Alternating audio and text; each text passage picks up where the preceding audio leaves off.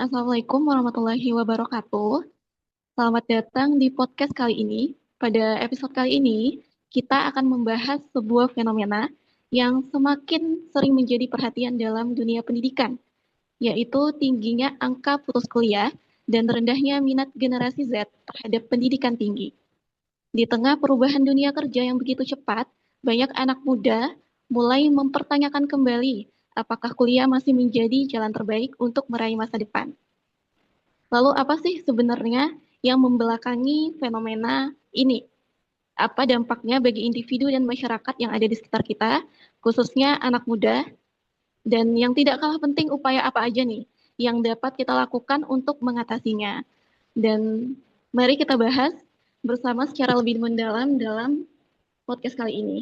Oke, baik, sebelumnya perkenalkan nama saya Mistaujana Ozeli yang akan menjadi pembawa omong-omongan ya, pembawa kegiatan podcast pada kali ini.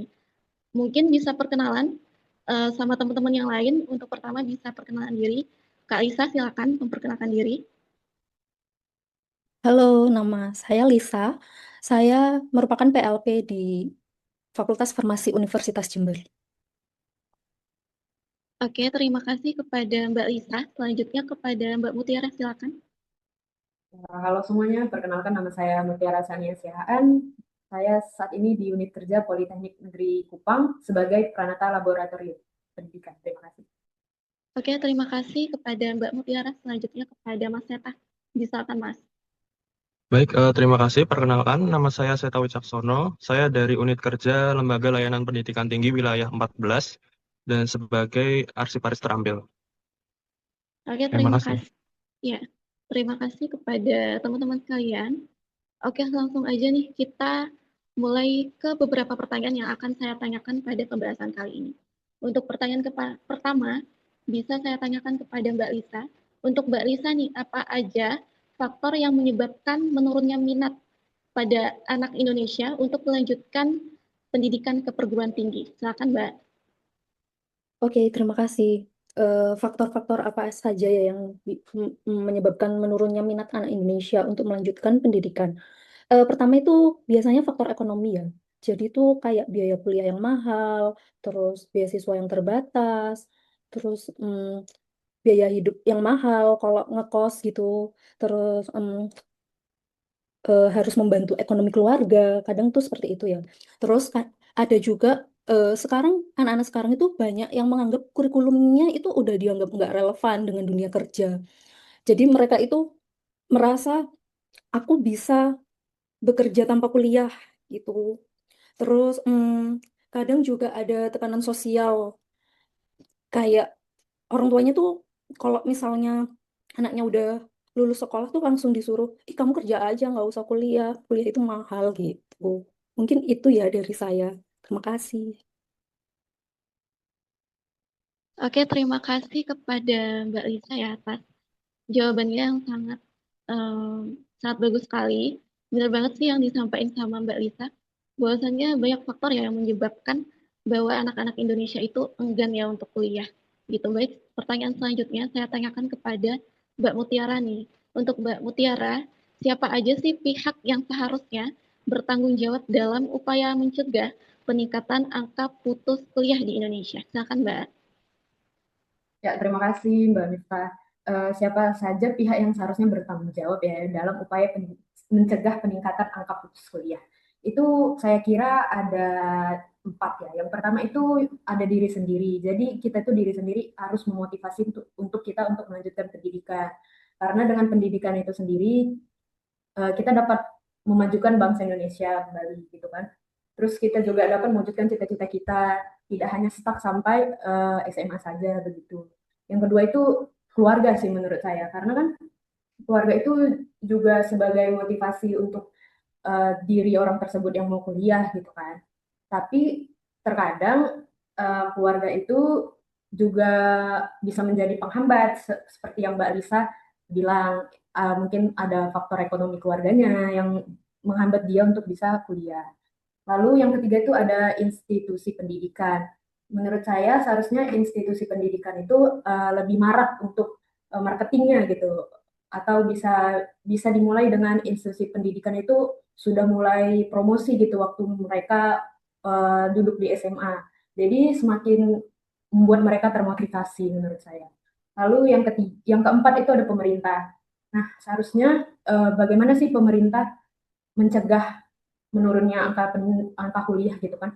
Seharusnya pemerintah lebih bergejolak membuat kebijakan tentang beasiswa-beasiswa yang sangat bermanfaat untuk kiranya untuk keluarga orang yang dari keluarga yang kurang mampu begitu. Begitu Mbak Miftah. Terima kasih. Oke, baik. Terima kasih kepada Mbak Mutiara ya atas jawabannya. Benar banget sih yang disampaikan sama Mbak Mutiara. Bahwasannya pihak-pihak yang bertanggung jawab itu juga dimulai dari diri kita sendiri dan orang-orang yang ada di sekitar kita. Baik, selanjutnya kepada Mas Teta. Silakan Mas Teta untuk pertanyaan selanjutnya. Di wilayah mana aja nih fenomena putus kuliah paling banyak terjadi? Silakan Mas Teta. Sebenarnya untuk fenomena putus kuliah itu hampir merata ya di seluruh wilayah Indonesia. Cuman biasanya memang itu lebih berat di daerah-daerah yang jauh dari pusat pemerintahan, seperti di Papua, Nusa Tenggara, Maluku, bisa juga di Kalimantan. Tetapi tidak menutup kemungkinan di daerah-daerah perkotaan, seperti terkhususnya di Jawa, itu juga banyak. Karena ya, kembali lagi, kondisi ekonomi di Jawa itu meskipun dekat dengan pusat pemerintahan, itu masih juga banyak yang tergolong dalam menengah ke bawah seperti itu. Jadi banyak sekali yang memang di kota itu sama halnya seperti yang ada di pinggiran seperti itu. Lalu juga ketika di daerah-daerah yang memang geografisnya, contohnya di pedesaan, itu kan biasanya terpisah oleh beberapa pegunungan juga yang memang aksesnya itu tidak semudah di kota-kota besar seperti itu. Bahkan mungkin perlu jarak berjalan kaki sekitar 3 atau 4 jam, bahkan juga ada beberapa, terutama seperti di Papua, itu bahkan kampus itu sangat tidak aman untuk ketika untuk kegiatan belajar mengajar seperti itu. Jadi memang itu bisa ya salah satu kendalanya di mana yang membuat putus kuliah itu banyak terjadi seperti itu. Oke, terima kasih kepada Mas Seta ya. Benar banget sih yang disampaikan sama Mas Seta bahwasannya sebenarnya banyak ya di Indonesia ini yang membuat ya fenomena putus kuliah itu banyak terjadi, khususnya di daerah-daerah yang masih sangat terpencil dan sangat tidak aman ya untuk kita tempati gitu untuk kuliah. Oke, baik. Untuk pertanyaan selanjutnya kembali lagi kepada Mbak Lisa.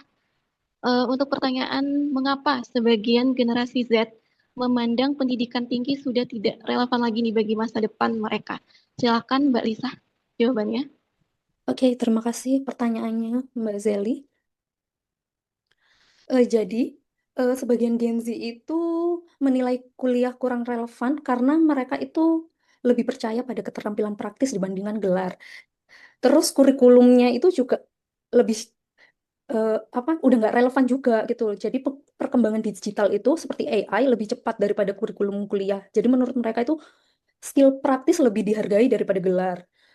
Terus banyak pekerjaan baru tidak diajarkan di kampus. Yang kedua itu mungkin karena banyaknya role model yang sukses tanpa gelar kali ya. Soalnya beberapa kali aku pernah lihat ada seorang konten kreator yang bilang kuliah itu scam. Jadi kayaknya mereka juga percaya-percaya aja gitu loh tanpa melihat apa sih yang bisa mereka pelajari di kampus gitu. Mereka berpikirnya kampus itu hanya teoritis gitu. Sepertinya seperti itu sih ya. Jadi kayaknya mereka lebih lebih ingin belajar AI, digital, marketing gitu-gitu sih. Karena sekarang juga eh, semua pekerjaan kan kebanyakan pakai digital dan AI ya. Ya, seperti itu aja sih dari saya. Terima kasih. Mbak Lisa, terima kasih ya atas jawabannya. Benar banget sih yang disampaikan sama Mbak Lisa. Bahwasannya banyak faktor ya kenapa Gen Z itu memandang bahwa kuliah itu sudah tidak relevan lagi bagi masa depan mereka. Baik, untuk pertanyaan kelima kepada Mbak Mutiara ya. Untuk pertanyaannya, kapan sih biasanya mahasiswa itu mulai menunjukkan tanda-tanda ingin putus kuliah, Mbak? Bisa kan, Mbak? Baik, terima kasih Mbak Mita. Jadi mahasiswa itu umumnya itu mulai menunjukkan tanda-tanda ingin putus kuliah itu pada tahun pertama hingga tahun kedua. Mengapa mereka seperti itu? Karena mereka kurangnya beradaptasi. Jadi ketika tugas kuliah banyak, terus harus ikut organisasi juga, terus mereka lihat IPK-nya juga turun. Jadi mereka tuh mengalami stres gitu ya, bisa dibilang stres gitu ya. Ya sebenarnya nggak hanya mahasiswa, kita pun juga pernah jadi mahasiswa, juga kita pasti pernah merasakannya gitu ya. Apalagi kalau misalnya dia itu kuliah mungkin di bidang teknik mungkin ya, mungkin dia merasa stres, IPK turun, mungkin dapat nilai E, terus juga adaptasi ke seseorang atau sosialisasi ke yang lain itu juga susah. Terus di samping itu juga mungkin ada masalah finansial ya. Terus mungkin sampai di situ mungkin mereka berpikir kalau apa aku cocok ya masuk jurusan ini atau aku pindah gitu. Itu sih yang bisa membuat tanda-tanda mahasiswa ingin putus kuliah. Terima kasih. Baik Mbak Mutiara, terima kasih atas jawabannya. Benar banget yang disampaikan sama Mbak Mutiara bahwasannya eh, ada aja gitu yang membuat mahasiswa itu ingin putus kuliah. Terkadang saat jurusan mulai tidak merasa sesuai nih dengan yang diinginkan atau tidak sesuai minat. Karena benar banget yang disampaikan sama Mbak Mutiara, karena saya sendiri pun pernah merasakan hal yang seperti itu juga. Selanjutnya untuk pertanyaan terakhir kepada Mas Seto. Untuk Mas Seto nih, bagaimana upaya yang dapat dilakukan untuk meningkatkan kembali minat pada anak-anak di Indonesia khususnya dalam melanjutkan kuliah? Silakan Mas Seto. Baik, terima kasih. Sebenarnya banyak sekali sih upaya. Kalau untuk dirinci satu persatu mungkin tidak akan cukup waktunya ya.